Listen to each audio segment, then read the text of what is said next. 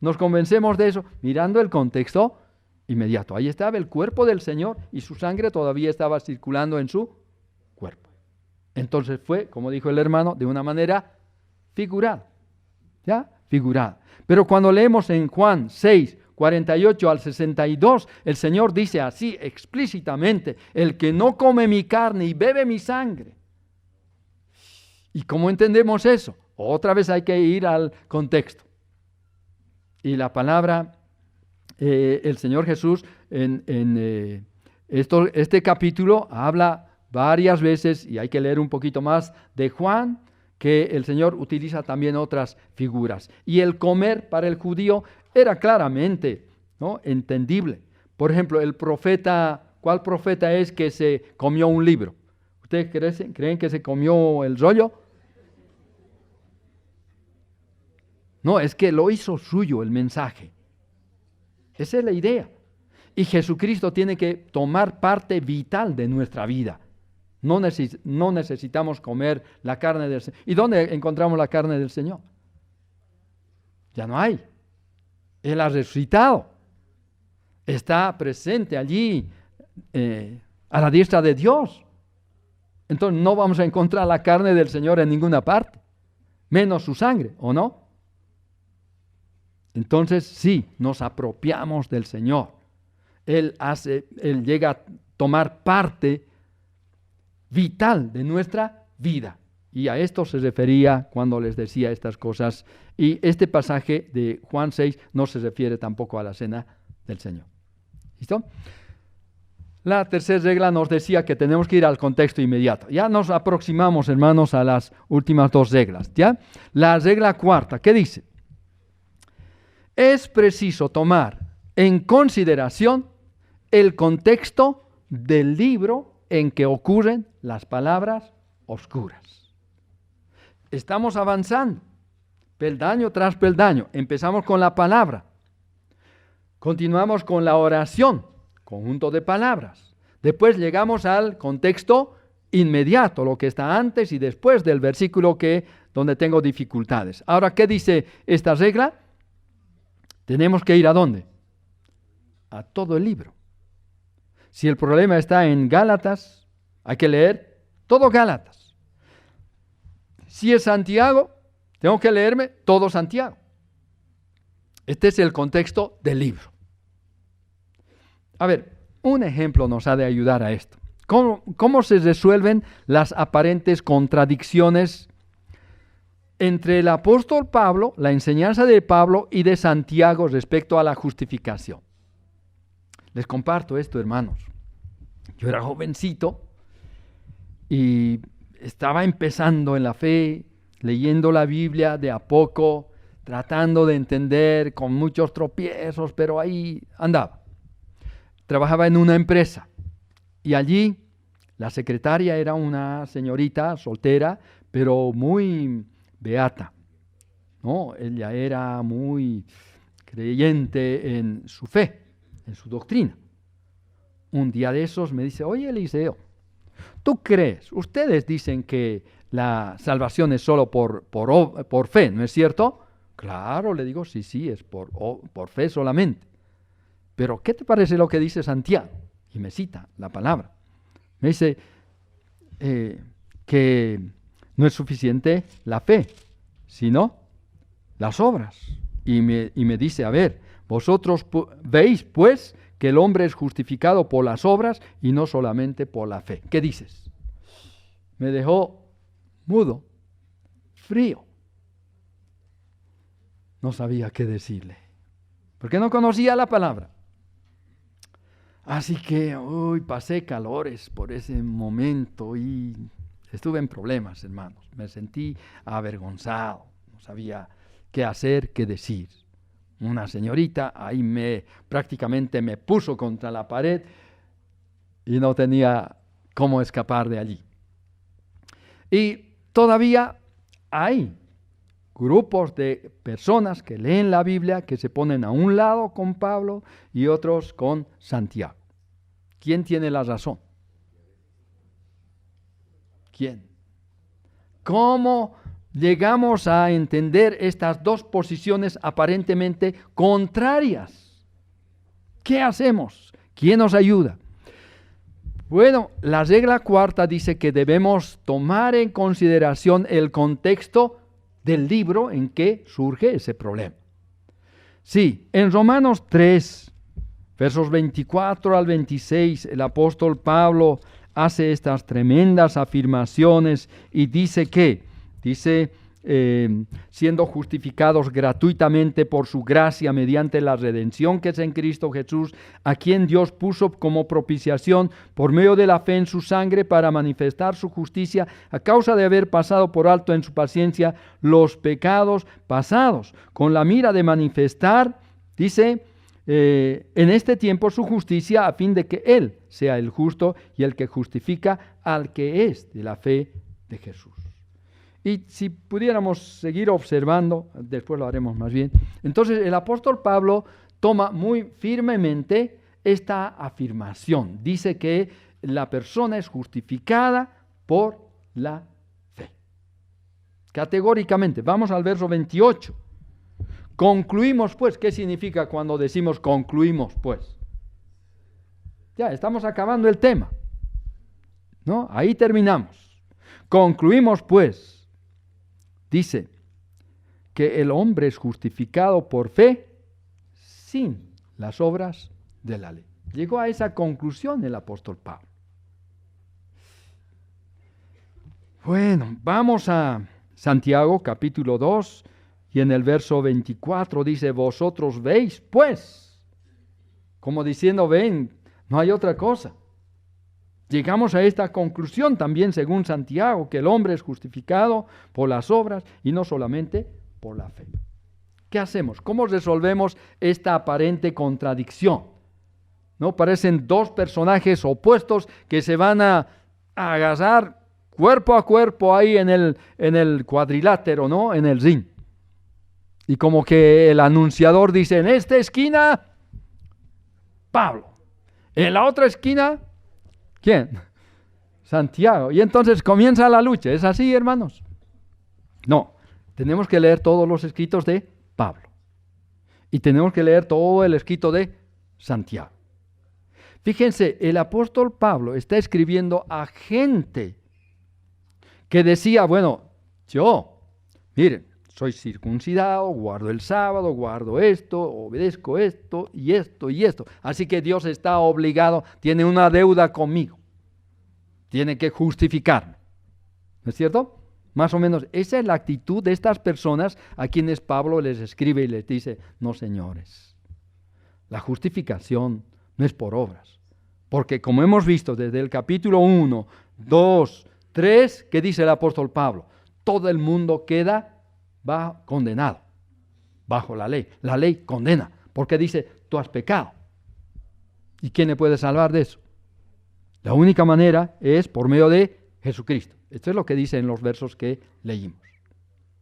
Y hay otros escritos de Pablo, como Gálatas 2:16 y 2:21.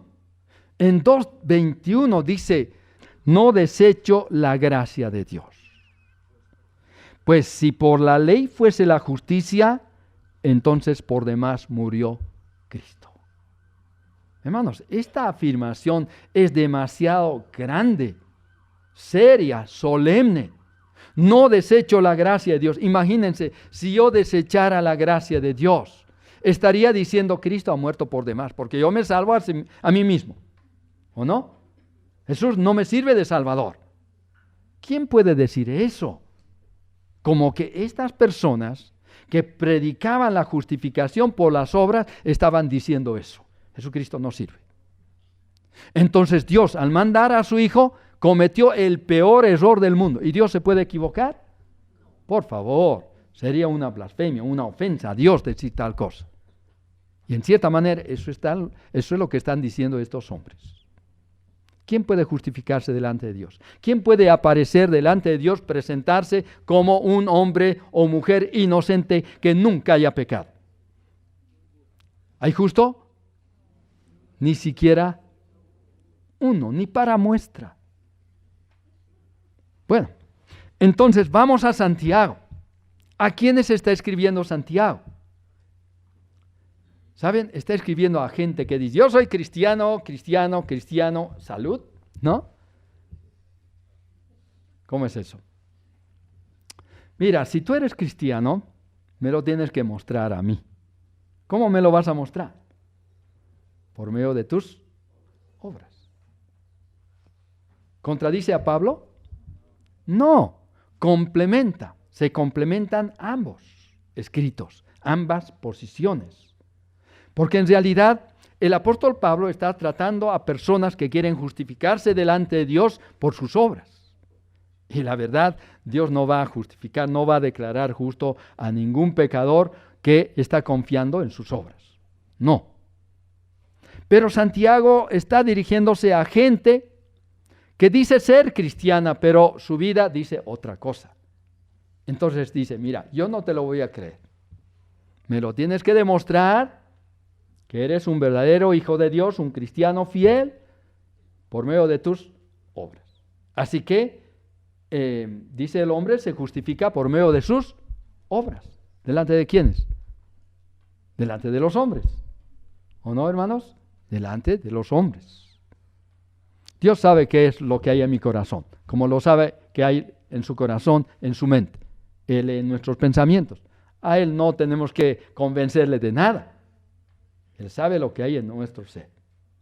Y justifica al peor pecador cuando pone su fe en el Señor Jesucristo, reconoce que es pecador y reconoce que Jesucristo es el único justo, perfecto, que ha dado su vida por el pecador, en su lugar.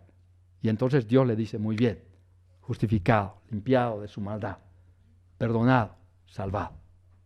Pero en cuanto a aquel que dice que es cristiano, pero vive como que no conociera nada de Dios, no conoce a Cristo, bueno, Dios dirá, no te conocí nunca. ¿Qué dirá el Señor Jesucristo cuando algunos digan, en tu nombre hemos echado demonios, hecho tal y cual cosa? No los conozco. Imagínense, no los conozco a ustedes. ¿Por qué? El Señor conoce a aquellos que verdaderamente han puesto su fe en el Señor Jesucristo. Entonces, hermanos, esta aparente contradicción se resuelve ¿qué? Leyendo, ¿cómo? Leyendo todo el libro. Todo el libro.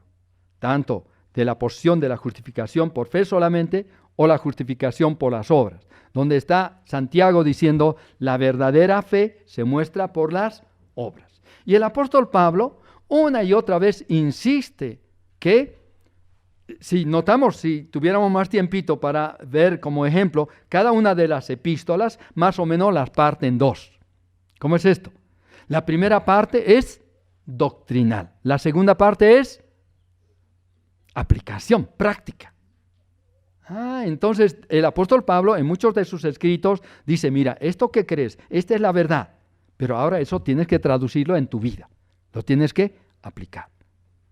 Y el verdadero cristiano es alguien que cree y que obra. Esto es. De esto nos enseña la cuarta regla, que tenemos que ir al contexto de todo el libro. Hay otros ejemplos que voy a pasar por alto por motivo del tiempo. Entonces, vamos a la quinta regla. ¿Qué dice, hermanos? Es necesario interpretar la porción bíblica según el contexto de toda la Biblia. Mire, hemos empezado con la palabra, hemos seguido con la oración gramatical, que es conjunto de palabras, después vamos al contexto inmediato, después vamos al contexto del libro, y ahora ¿a dónde vamos?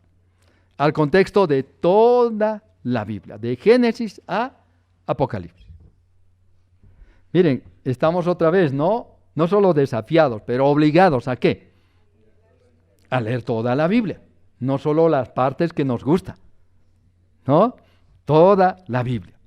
La aplicación de la quinta regla. A ver, ¿cómo aplicamos la quinta regla? El argumento basado, por ejemplo, este es un ejemplo nada más, en el Salmo 51, verso 5.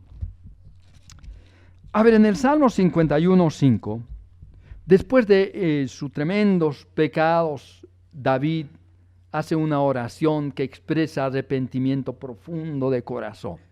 Y entre otras cosas dice, he aquí que en maldad he sido formado, y en pecado me concibió mi madre.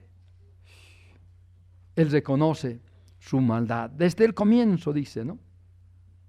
Desde el inicio de mi vida, al final soy pecado.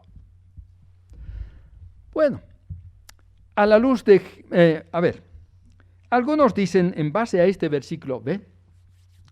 Si tú quieres ser un ministro de Dios, no puedes casarte, porque si te casas vas a tener relación sexual.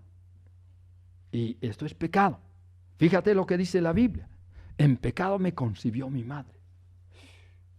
Y pues si tú no quieres pecar, quieres un ministro realmente, entonces no tienes que casarte. Eso es lo que quiso enseñar acá en el Salmo 51. Porque la regla quinta nos dice, mira, si vas a entender mejor esta porción, no te fíes en lo que dice una institución o una religión. Tienes que darle valor más a lo que dice Dios mismo. Entonces consultamos toda la Biblia. ¿Dónde empezamos, hermanos, a leer la Biblia? Por supuesto, en Génesis. Es el primer libro. Así que vamos a leer toda la Biblia ahora. Vamos a saltar por la Biblia, hermanos. Vamos a Génesis capítulo 1, verso 28. Y los bendijo Dios. Fíjense, bendición de Dios. Y les dijo, fructificad y multiplicaos. ¿Qué está diciendo Dios? Tienen que multiplicarse, tienen que tener hijos. Tienen que poblar la tierra. Llenad, ahí está, llenad la tierra y sojuzgadla y señorear en los peces del mar, en las aves de los cielos, en todas las bestias que se mueven sobre la tierra. Bien, pero vamos al versículo anterior. Y creó Dios al hombre a su imagen. A imagen de Dios lo creó. ¿Qué más dice? Varón y hembra los creó. ¿Quién inventó el sexo? La diferencia sexual. ¿Somos diferentes o no el varón y la mujer? Por supuesto que somos diferentes. ¿Pero quién lo creó? El hombre se hizo a sí mismo. No, la mujer por ahí dijo, no, yo no quiero ser hombre, quiero ser mujer. Y entonces se le ocurrió, no, Dios lo creó al hombre y a la mujer. ¿Listo? Entonces, ¿quién inventó el sexo? Dios mismo. ¿Y quién bendijo eso? También Dios. Porque es la manera de la reproducción humana. ¿Listo? Entonces, ya empezando con... Y vamos al capítulo 2, el verso 24. Por tanto, dejará el hombre a su padre y a su madre y se unirá a su mujer y serán una sola carne. Y cuando vamos a Hebreos capítulo 13, 4. Honroso sea en todos el matrimonio y el hecho sin mancilla. Está hablando del hecho matrimonial, ¿no? De la cama matrimonial, donde duermen varón y mujer, esposos. Entonces, hermanos, ¿qué nos dice la Biblia acerca del sexo? ¿Es pecaminoso dentro del matrimonio? No, Dios lo bendice. Dios lo ha diseñado. Eso nos dice que todo el contexto de la Biblia. No hay tiempo para observar cada una de las citas que hablan de esto de manera positiva. ¿Listo, hermanos? Entonces, ¿qué hemos hecho con esto? Aplicar la quinta regla, donde vemos que nos sirve o es necesario acudir a todo el contexto de la Biblia. Hay, por ejemplo, otro ejemplo muy rápido en Eclesiastés capítulo 3, versos 17 al 22. Puede ser que hay algunos que han empezado a dudar porque alguien les citó esta porción y les dijo, mira, como verás aquí en la misma Biblia dice que, bueno, ¿qué pasa con una persona que muere? Y dije yo en mi corazón, al justo y al impío juzgará Dios, porque allí hay un tiempo para todo lo que se quiere y para todo lo que se hace. Dije en mi corazón, es así, por causa de los hijos del hombre, de los hombres, para que Dios los pruebe y para que vean que ellos mismos son semejantes a las bestias. Porque lo que sucede a los hijos de los hombres y lo que sucede a las bestias, un mismo suceso es. Como mueren los unos, o sea, los seres humanos, así mueren los otros, los animales. Y una misma respiración tienen todos. Ni tiene más el hombre que la bestia, porque todo es vanidad. Todo va a un mismo lugar, todo es hecho del polvo y todo volverá al mismo polvo. ¿Quién sabe que el espíritu de los hijos de los hombres sube arriba y que el espíritu del animal desciende abajo a la tierra? Así pues, he visto que no hay cosa mejor para el hombre que alegrarse en su trabajo, porque esta es su parte, porque ¿quién lo llevará para que vea lo que ha de ser después de él? A la luz de esta porción, ¿qué entendemos, hermano? Que lo que le ocurre a las vacas, a los toros, a los perros, a los patos, le ocurre lo mismo al ser humano. Muere y se va al sepulcro. ¿Quién sabe, dice, si su espíritu va abajo o va arriba? ¿Quién sabe? ¿Ve? Entonces no se puede asegurar. ¿Qué decimos nosotros ante esa argumentación basada en esta porción? ¿Cómo responderíamos, hermano? Y miramos la regla 1, la regla 2, la regla 3, la cuarta. Y llegamos a la quinta. Esta es la clave para este pasaje. Tenemos que mirar toda la Biblia. ¿Sabemos o no lo que ocurre con el espíritu de alguien que muere? Claro, tenemos amplia enseñanza al respecto. El que cree en el Hijo tiene la vida.